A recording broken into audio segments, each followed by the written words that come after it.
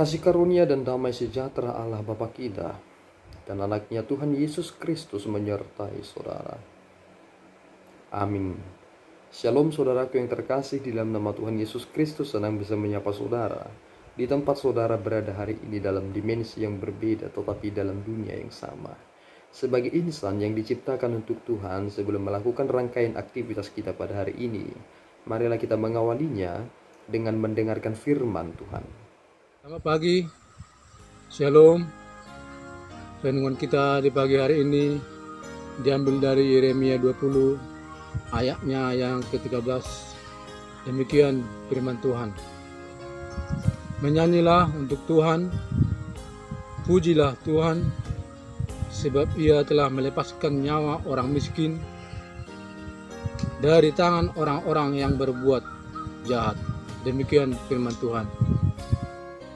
Saudaraku yang terkasih, di dalam nama Tuhan Yesus Kristus, Yeremia sebenarnya berkeluh kesah dengan jabatan yang ia terima.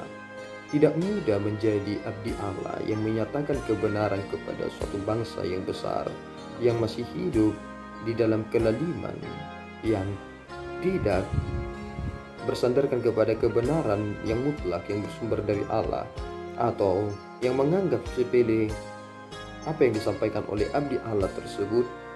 Dan tentu karena hal itu tidak mudah, itu mengapa Yeremia merasakan bahwa ada goncangan dalam dirinya untuk berkata tidak lagi dalam hal menyampaikan firman Tuhan.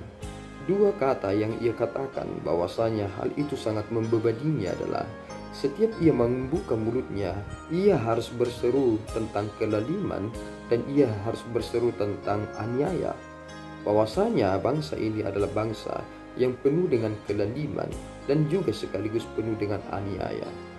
Tetapi ketika ia menyadari suatu hal dalam dirinya, firman Tuhan ternyata bagaikan api yang tidak pernah padam, yang terus menusuk ke tulangnya. Dan inilah yang menggerakkan ia terus menyatakan kebenaran itu. Kebenaran tidak bisa ditutupi. Itu mengapa hal itu terus bergejolak di dalam hati dan ingin disampaikan dan mempengaruhi banyak orang. Dan itulah yang dilakukan oleh Yeremia. Namun ada sesuatu hal yang menarik. Di balik bagian dari keluh kesah itu, ia menyatakan bahwasanya Allah ternyata menunjukkan bagaimana kemahakuasaannya.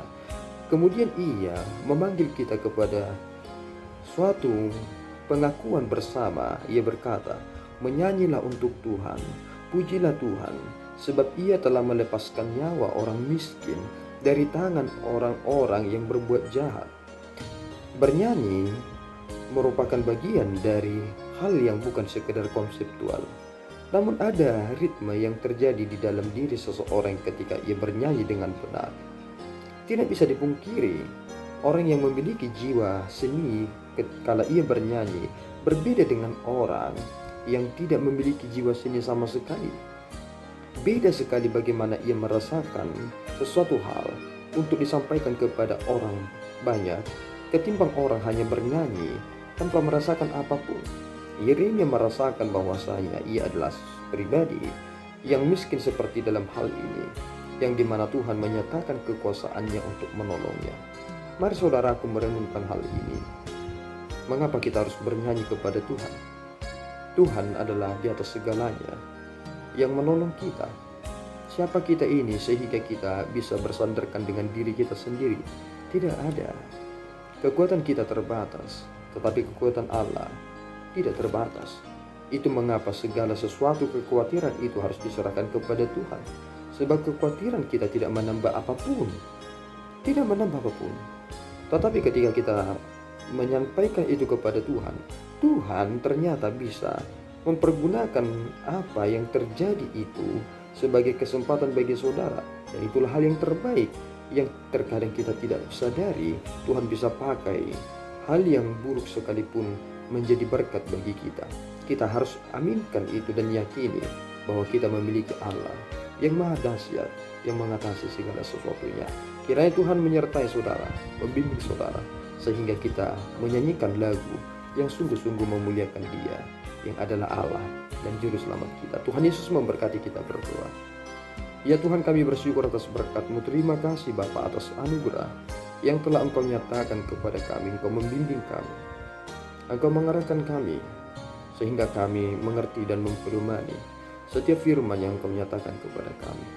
Biarlah kami Tuhan terus menghidupi kebenaran firman-Mu, dan jangan pernah izinkan kami Tuhan merasa terbebani dengan apa yang kami sampaikan itu, tetapi kami penuh dengan sukacita, karena Engkau izinkan kami sebagai hamba-Mu, sebagai alat-Mu, sebagai media untuk menyampaikan apa yang Tuhan inginkan untuk kami lakukan bersama.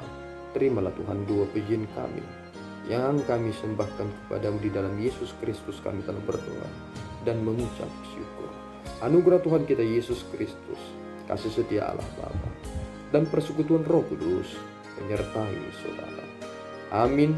Tuhan Yesus memberkati.